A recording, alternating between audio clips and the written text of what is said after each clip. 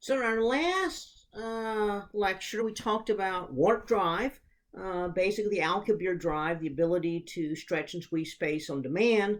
The problem is it would take so much energy, you would basically have to convert the entire galaxy into energy, all the matter in the galaxy, E equals mc squared. Take the entire galaxy, convert it into energy in order to move just a tiny little thing, the size of probably the size of a cell phone, at close to the speed of light. So it or beyond the speed of light. So it would not be a realistic sort of thing. So the other thing we talked about were cosmic strings. And I said, if you freeze something, things often don't work. So here we have a semiconductor that was laid down, and it was laid down in a nice little pattern, but the pattern was also forming from another direction, and when they met, they didn't match. So this is a topological defect. So that would actually affect the semiconductor device. You could build a device or a chip on one side, or the other side, but you could not build a chip that overlapped those two parts there. You can see the same thing again. If you freeze something, then if the water starts freezing on one side of an ice cube and then freezing the other side of the ice cube where it meets in the middle, the molecules don't line up just right. And so it looks like a little crack in there. The universe, if this is what happened, if you freeze out the strong force, it's possible that running through the universe are these cosmic strings. The cosmic string would be like cracks in the universe. Now, physically, what it would be like, it'd be like a very, very long singularity. It would interfere with gravitational forces and stretching of space. It would tend to pull things towards it, like gravity. In fact, it would probably be causing superclusters to line up along them. Superclusters avoiding, therefore, the spaces between the strings. So this would be one way of getting walls and voids. That got to have a Star Trek reference once in a while. This is probably going to have the last chance I get to make a Star Trek reference. But in Star Trek Next Generation, the Enterprise actually kind of ran into a cosmic string fragment. So, which caused all kind of mess on the Enterprise. But all right.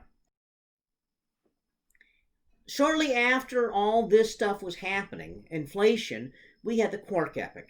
At this point, what happens is that you're creating particles for the first time, real particles, gravity starting to have something to act on, you're making matter and antimatter, you leave a little bit more matter behind, you're starting to create a few electrons and positrons, and so you have free quarks. Towards the end of this period is when you start ending the Quark Epoch, and the quarks start being confined into what we call baryons. So they start becoming confined into protons and neutrons, or sorry, not baryons, but hadrons. So the hadrons are made up of the quarks, and so the hadrons and leptons start forming here. Hadron Epoch, you start confining the quarks. Now you get protons, and you get neutrons, and eventually you start getting stable electrons and positrons. And at that point, for the first few minutes of the universe, about the first 3 or 4 minutes of the universe, you start fusing all kind of stuff, because now you start making protons. They start running into each other, and they start to make deuterium. Deuterium fuses, makes helium. You have so many things in here. You throw an extra proton in there now and then, and you can start making a little bit of lithium. And so for about the first 15 minutes of the universe, you're making stuff, and especially in the first 3 minutes. But after that, you start making fewer things. By about 15 minutes, the universe has made everything. It's now expanded so much, cooled off enough, things are so far apart, you're not making new things. Okay, so nucleosynthesis. During this period of time, you make a lot of hydrogen, and in fact, you can calculate about 9 out of 10 atoms are hydrogen atoms. you're going to make a little bit of helium, about 1 in 10 atoms are helium atoms. And everything else is going to be like way less than that. Now, exactly how much deuterium versus hydrogen or any kind of lithium make in there depends exactly on the density and flatness of the universe.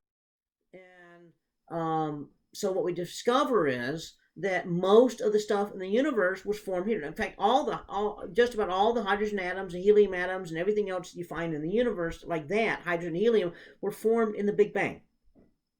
Some helium is formed in stars through nuclear fusion. Okay.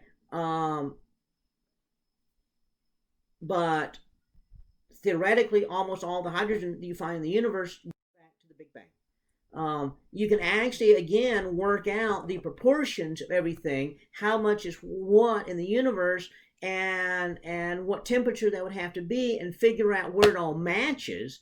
And again, that would tell you the temperature of the universe at the point that all this stopped, and that would be highly dependent on the density of the universe. This is another way of calculating the Hubble constant, and also the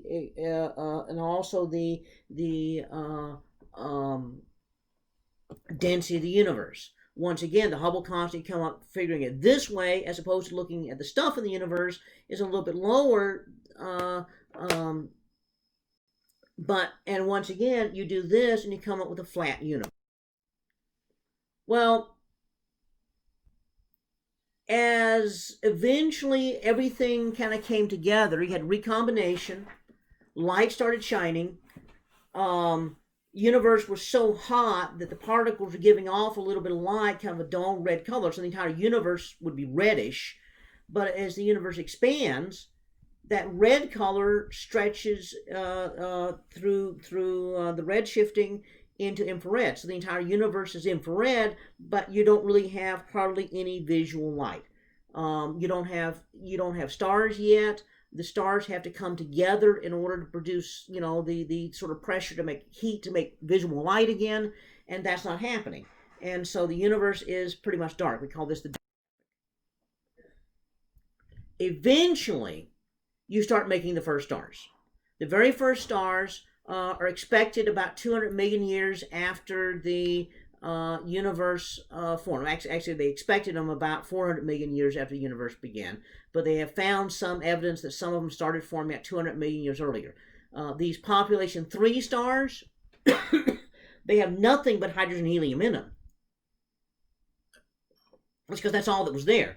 Even population 2 stars have a teeny tiny bit of extra stuff, just not much, but these had none. The universe was so warm, you had to have even more mass in order for them to pull together. And so there were probably hundreds of solar masses in size, much bigger than anything can be made now. Super hot, blue and ultraviolet temperatures, but that's redshifted into the infrared now. The Spitzer infrared telescope, it's a space-based telescope, took pictures of the background radiation in infrared, and you see clumps of bright spots of where these first stars were starting to light. So that begins what we call the Stelliferous era. The Stelliferous era began about the time that the first stars started to form, and some of them, of course, being supermassive stars, died super violently, and so as hypernovae. And so, in fact, the gamma ray burst that was discovered in 2009, very, very distant gamma ray burst, was found to be about 13 billion light years away. That makes the universe way younger than they originally had expected stars to have formed. So that may have been one of the very first stars to have ever formed.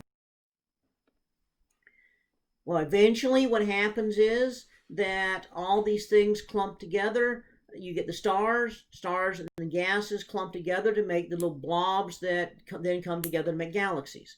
And